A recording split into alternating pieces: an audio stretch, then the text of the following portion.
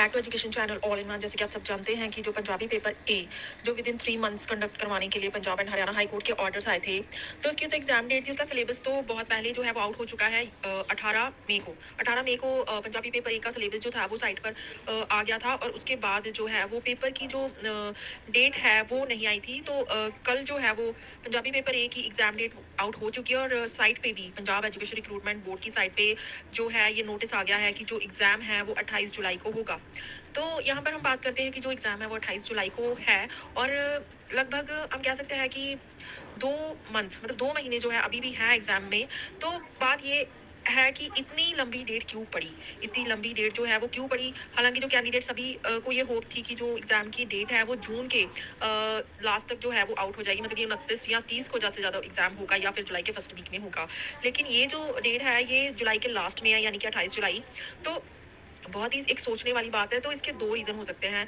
एक तो रीज़न ये हो सकता है कि जो रिव्यू जो लगी है, जो रिव्यू लगाई गई है परविंदर सिंह एंड अदर्स के द्वारा Punjab and Haryana high court में, इस फैसले के अगेंस्ट की ये फैसला चेंज किया जाए। हो सकता है कि उस रिव्यू के कारण ये जो पंजाबी पेपर ए की एग्जाम डेट है वो 28 जुलाई रखी गई हो।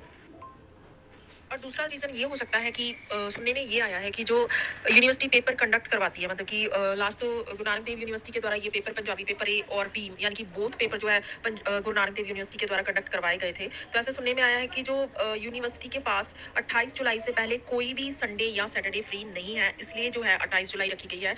तो मेरे यही कारण है कि यही दो रीज़न जो है वो सामने आ रहे हैं। एक तो यूनिवर्सिटी के पास कोई भी सैटरडे या संडे जो है वो ब्लैंक नहीं है एग्जाम डेट के लिए, और दूसरा रिव्यू हो सकता है कि डिपार्टमेंट जो है वो रिव्यू जो लगा हुआ है उसकी वेट करे कि रिव्यू में क्या होता है, उसके करके भी ये जो 28 जुलाई दी गई है ये इसलिए इतनी दूर दी गई है।